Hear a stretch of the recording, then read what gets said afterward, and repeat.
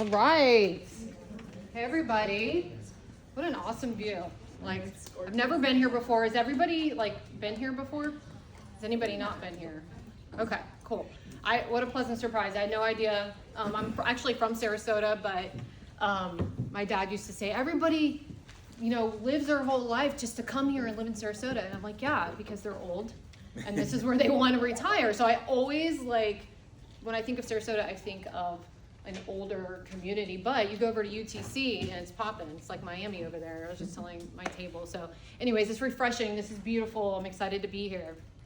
So I'm talking today about influencer marketing, specifically with hyperlocal influencers, because like Amberly, my passion is small business owners.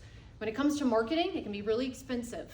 When you work with a marketing agency, you're talking about thousands in Google ads, you're talking about, agency fees for social media marketing, and all of that is necessary. But there are some more economical options for small business owners in the form of influencer marketing. So when I talk about influencers, I think I get a mixed response. Some people think I'm going to talk about how do you create content, and what is an influencer? And so we'll go over some of those kind of more basic principles, but for the most part, I am working with business owners that are looking for an alternative or a new way to reach their audience. And influencers, hyperlocal influencers specifically, are an amazing way to reach the demographic that you want, to get the content that your business needs, because they have the skill set that they can bring to your business. So I'm kind of jumping in, and I do this. You talk about story. So I'm gonna pull back for a second, tell you a little bit about my story. Going full circle is how I like to say it. 9 years ago, I was sitting in my MBA class and thinking I'm gonna climb the ladder of the corporate ladder, right? I knew I needed to go back to school so I could have the degree to get me out there and have a competitive edge. Little did I know that I was going to meet my new business partner, and she was going to convince me to open up a social media marketing agency and be an entrepreneur. And I was like, that's not what I came to get my MBA for, but it sounded so exciting and so different. I was like, you know what? I don't think I do want to work for this medical group anymore. It's great. I have an office and all the things, but I'm ready to do something different. So I jumped into entrepreneurship. I had a social media marketing agency. We had an office in Plant City, right there off of Reynolds. Has anybody been to Plant City before? Little town? Okay, you're not missing much, but the Strawberry Festival is there. Yeah. So if you're gonna, if there's anything, that Strawberry Festival is there. And then I jumped into the world of small business ownership. And I think the hardest thing for me was to actually consider myself a small business owner. Did anybody struggle with that at the very beginning? It's like, oh, I'm the small business owner. It was very weird, because I was always, I'm the marketing director, I'm this or I'm that. And it took a year of that. But 9 years later, I'm now the professor of marketing at Southeastern University, where I teach about influencer marketing, actually. And they have allowed me, I say allowed, but to start an influencer marketing minor. I didn't have to do much to convince them. If you go on LinkedIn and you look for jobs in marketing, most of them are in some form of influencer marketing, whether it's a content creator, TikTok shop creator, influencer marketing manager, agency manager. I mean, it is literally endless. And so for these kids who are getting marketing degrees, they have no idea that maybe 50% of the workforce is made up of a job that is in influencer marketing. So now we are launching the influencer marketing minor, and that is because I'm absolutely obsessed and enthralled with influencer marketing for one reason. And that is the opportunity it gives anybody to start a business. Literally, you can start getting online. You could go on TikTok and you could sell anything you want to sell, whether you do it through affiliate marketing or you create a product. When I was 18, it was hospitality or call center. There was no I'm gonna be a TikToker or I'm gonna have my own business. The thought never even crossed my mind. And so when I was recruited to go to work for a CPG company in Fort Worth, and I was running a digital marketing department. that company, that agency handed me $5,000 to manage an influencer marketing budget. That was in 2018. That is when I realized that this is for real. When somebody's willing to spend thousands of dollars on hiring influencers, and at the time, I'll be honest, 2018, I didn't even know what influencer marketing was. I just knew all of a sudden I had this budget, and it wasn't going to Google Ads, and it wasn't going to paid advertising on Facebook, it was going to influencers. And it opened up my eyes. After that job in Fort Worth, came back to Lakeland, where I live, and just started talking about influencer marketing, my experience, sharing the story of like, you guys, these agencies have budgets to pay creators because otherwise their content kind of sucks. They need them. They need the influencers. One, not just for the reach, but otherwise you got those stock photos we were talking about earlier, and you're not engaging with anybody with stock photos. So all that to say, we're gonna go through how to partner with hyperlocal influencers as a small business owner. I have a lot of nonprofits that we work with too. They have a lot of partnerships that they do to find new donors, to work with new people. So they're included in this. But for the most part, this is how small business owners can work with hyperlocal influencers. Is anybody in here an influencer or a content creator? Yeah. Okay, awesome. I mean, in one way or another, if you're online, you are influencing. We know that, right? But influencers are becoming the new marketing arm in a lot of ways. They're the new generation of brand partners. They are professionals. If you work with a professional content creator, it's just like hiring a business contractor, 1099 employee. If you're paying them over $600, then you need to get them to fill out a 1099 either way. But they become a marketing partner. These are a couple influencers. This is trying something new. They have about, 1 million on YouTube. They're a really great traveling family. This is Carolyn. She's out of Lakeland, and then is that Savannah? Yeah. So these are all partners that we have personally worked with through different marketing campaigns. Are influencers just young people? No, we know influencers are anyone and everyone. These are just some fun examples. We got Granny Guns and Fit Old Boy. I'm into fitness. I now in my 40s, I realize you have to actually work out to keep your physique going and be healthy. So we come across influencers like this, and they are doing very well for themselves. Let's just say that. And they started later in life, and there's just no certain type of influencer that doesn't exist. Well, actually, let me say that. They're anyone and everyone can be an influencer. Case studies. We did a local restaurant campaign. Does anybody else look for restaurants or go to restaurants because they saw an influencer talking about it, showing the food, like the awesome drinks? I know I do. I mean, we know we use TikTok and Instagram to find these places to go and look, like restaurants in Sarasota, restaurants in Tampa. So when Harborside came to us, one of the first things I asked him was like, okay, cool. What's your like Instagrammable thing? Where's your drink? What drink are you offering right now? What craft cocktail? What can we have the influencer share that's going to create some FOMO, whether it's in the restaurant or on screen? And so we worked with them to create this fishbowl drink. It was like, have you guys ever seen those big, massive, and it's like blue, and they put the fish. Yes, thank you. What are those called? We'll just call them. Yes, yeah. It was a huge hit. We actually measured this campaign's success by the number of drinks they sold, because it was upwards of like 128 within 2 weeks. And then it just continued. And then they kept that drink, actually added it to the menu. And then they're doing more seasonal stuff, because I'm like, if a new influencer is coming in and it's, we're going into summer, what can we do now? Like, we want to continue to create different reasons or different things for us to promote about your restaurant. So that was a really, really fun one. And there's some different results that we got. Like I said, the fish bowls was a huge one. They also got a new vault of content. Like you were saying, restaurants, I've seen coffee shops do this. All they do is take pictures of the food. It's like, that's great, but what about all the people that are coming in and the actual like lifestyle and the vibe of the coffee shop? So they got a lot of fresh content. And then we use those videos to run whitelisted paid ads. So, I mean, the ROI on working with an influencer is insane. It compounds, and there's so many different ways that you can get a good return on your investment. These influencers, we paid them $150 and they got a free meal.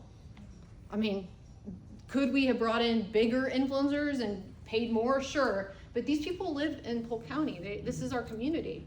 Most of them know them, they trust them, and they believe them. If Savannah suggests to go to a restaurant, they know on her channel, she's always talking about the best date nights. So they're gonna listen to her, they're gonna go, and they're gonna buy that fishbowl.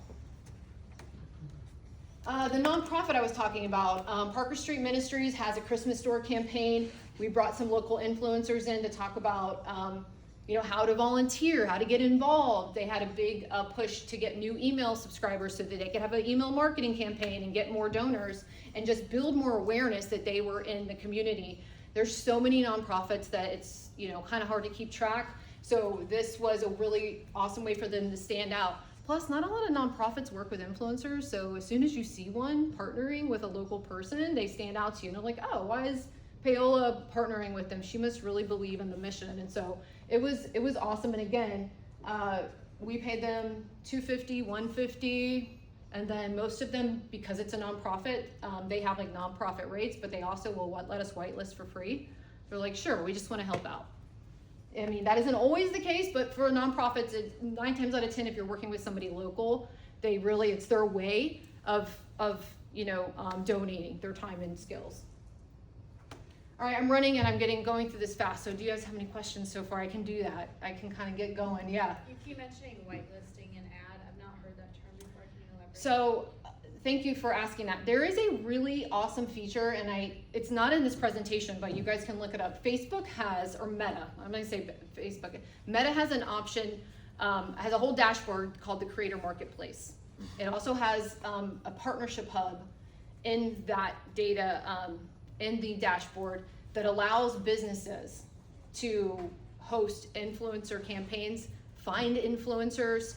I mean, the search functions are so dialed down. You could literally find an influencer who does anything, anywhere, and so all that to say, when you whitelist with an influencer, you do a paid ad, but it shows up under their account so that it's not immediately from the brand or the business, and it gets a better ROI. It looks more organic, it looks more authentic. You can also do, in the partnership hub, it will say the influencer's name, and then it'll say and the business name. And so you have 2 different versions that you can do. So whitelisting is when the influencer gives you permission to run ads under their name, under their account. It doesn't mean it necessarily goes to their followers. You can still target it like you would any ad. It's just going to be going out from their account. I see those all the time. Yes. So You'll start to know, like now that I'm saying that, you'll start to notice it more. You'll just see that it's the influencers, but you can tell it's a sponsored ad. And usually, the transparency laws and the FTC laws, are heavily regulated for, more so for influencers, and we won't even get into AI influencers because that is still the wild, wild west. But yes, it's a great opportunity. A lot of influencers will charge extra for that service.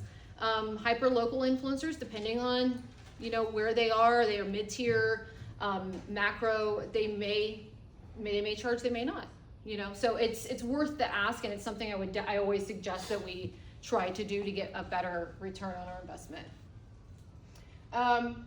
These are some of the benefits, and I've already talked a lot, so we'll kind of run through this. As you guys know, influencers, low cost content, you're not getting a whole video team to come out to your business and film everything. It's putting you back $5,000. There's a time and place for that, but an influencer has video skills. They can come in with a specific campaign, and you tell them what you're looking for and what kind of key talking points, and they could do that video work for you. Fresh user generated content. They're talking directly to the demographic that you're looking to reach. And then new market feedback. There's nothing faster when it comes to feedback than posting on social. You'll know real quick if people are connecting with the influencer in this new content. If you guys are marketers, you probably know a lot of these stats. The national conversion rate for a regular ad's 2.9. When you're including an influencer, you get way higher percentage in return. And there is some references down here, so I didn't just pull that out of the sky. All right, different types of influencers.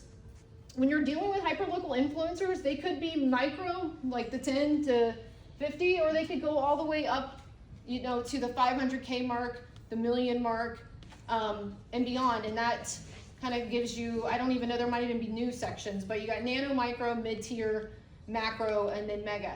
What you're seeing right here with these percentages is their engagement rate. How much are they talking to their community? If they're a huge influencer, their engagement goes down. Most of the time they can't handle all the incoming comments and DMs, which is just another reason why micro and nano are some of the best influencers to work with. They're highly engaged with their communities, meaning they're commenting back, they're answering their DMs. They have automations in place to serve their followers. And so it's really a sweet spot. You can definitely do a lot, but it does go down a little bit when you start to get with bigger influencers. Not because they can't make, you know, a lot of impact, but it's just they have a lot more people to keep up with. How do you find influencers? Anybody take a wild guess? You can see the info up here too. There's a lot of different ways. One, if you go and use Creator Marketplace, literally you could find an influencer in your town in minutes. You can also search local hashtags like, if I'm in Lakeland, I know a lot of Lakeland people use hashtag Lakeland mom, visit Central Florida. There's ways to search by hashtag. Anybody who's posting a lot and knows and is hyperlocal is usually using some of these hashtags, and you can locate them that way. You can also search by keywords in Instagram. Network in person. You see somebody with a selfie stick, something's up. Right? Like they're some kind of content creator. You want to get to know them. Do you do this professionally? You know, like how can we collab? Collaborations are an amazing way to get, you know, more exposure to your account. So networking in person, local Facebook groups. You guys know Facebook groups are just like gold, and they're, you know, they have such a niche audience, and if you go in there and serve them, but you can also look for influencers there too. And then honestly, you can go to Google or chat and search like influencers in Sarasota. There will be bloggers that pop up. There'll be different things that pop up. So it's kind of like the normal ways to do that. But what are we going to pay for influencers? Is that something you guys have thought about? Okay, cool. I want to work with an influencer, but like they're expensive. You know, like I don't even know where to begin. So this is a starting at rate. I've mentioned earlier we've paid them $150. I'm working with a wellness company right now, and I just paid a nano influencer like $200 plus product. This is a rough like starting point, meaning that you can go less depending on, you know, the negotiation. But this is a good starting point just to give you an idea of where they'll probably start. I got quoted $6,000 for one reel because she had 225,000 followers. Also got quoted $3,000 for one reel from somebody who had $50,000. So there's not a lot of standardization in influencer marketing yet. And influencers can, you know, they can charge what they want. But you can always negotiate. I would say never go with the first rate that they offer you. If you are in a negotiation with them, it's the same thing. Like, hey, maybe they can change their scope if they can get it closer to your budget. Maybe you really only have $500, you know, and you want to work something out with them. But this can give you like a good idea. Do you have a question? Just to clarify, Yeah. that's per campaign, not per hour. Yes, per campaign. And so I'm glad you brought that up, because a campaign can include a set of deliverables. It's not like one reel. Anytime you negotiate, I always say I need at least one reel that's a collaboration. So it's on both of our accounts. They're doing 2 stories that have links to the website or the Amazon to market the product and get them straight to purchase. Also, we'll ask about highlights. Like maybe it's a bigger campaign. We want them to have highlights that save the reel and the content. There's also a link in bio if you have a really good partner, and they'll actually add your Amazon product link or your service link or whatever in their bio. That way, when people ask them, it has a place to live and you have some real estate there for them to share. But yes, you're right. This is per campaign. So you want to stuff as many deliverables in that. When you're picking your influencers, do did you really look more on their follower number or like their videos rate for many views? What? Yeah, thanks for asking that because follower count isn't as important as it used to be, as if you can imagine. Views matter definitely. We're looking at shares. Do they have relatable content that people are sharing?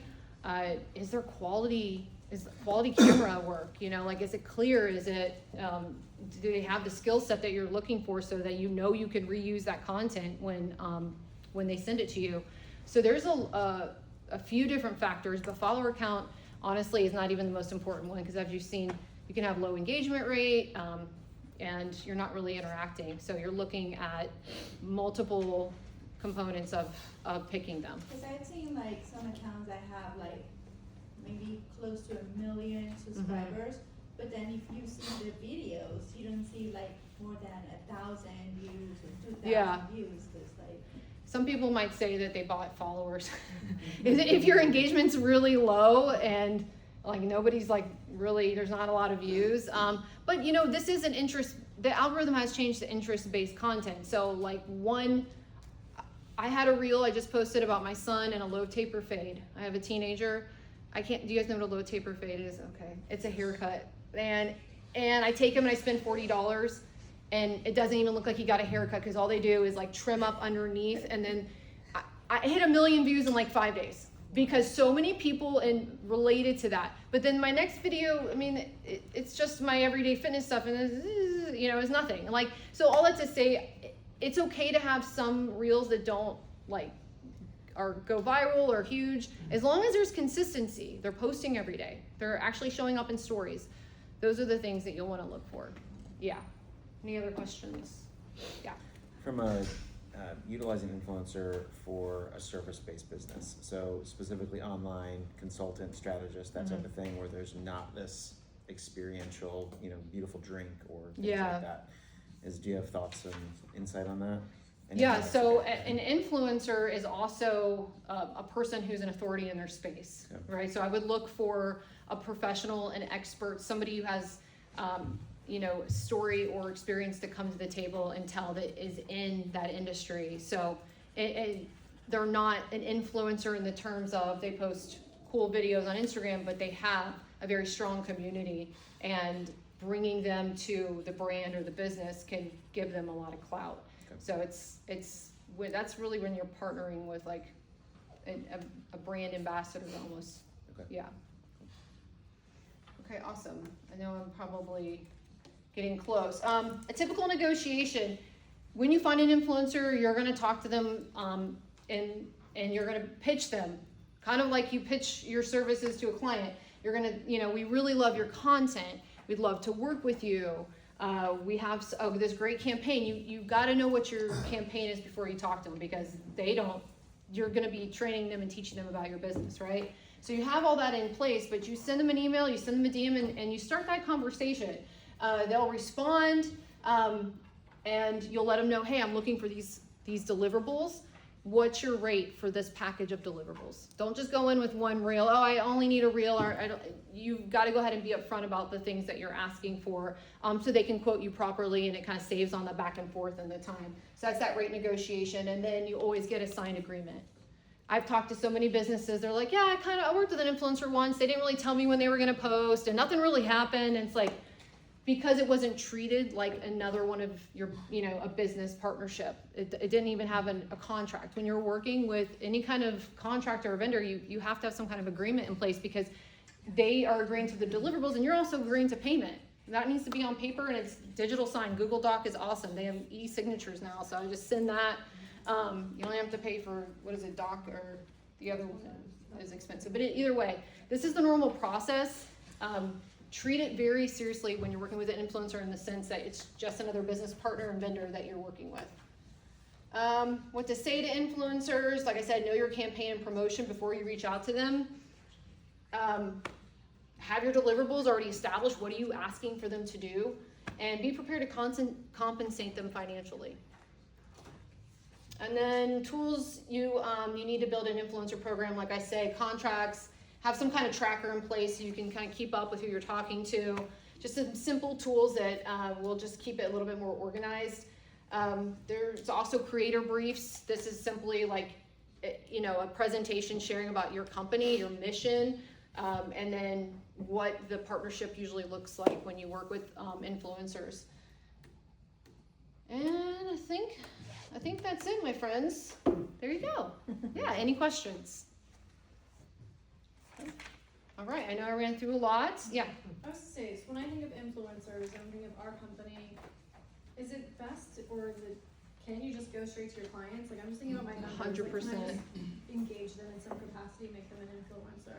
100%. If you have clients that are willing to give their testimony of your services, and they have, you know, they have an audience, or maybe their audience is small, but they're local and they can influence more people. Absolutely. Resources.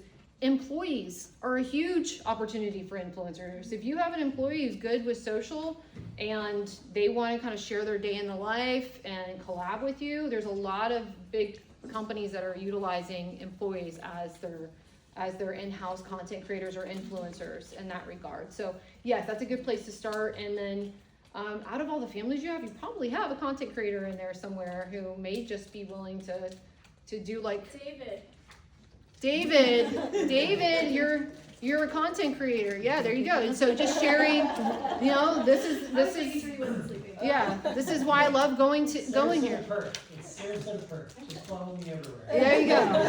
But you could do a collab with them, and now you're reaching his audience, and it's just, you know, invaluable at that point. But definitely, great question. Okay, awesome. Thanks, you guys.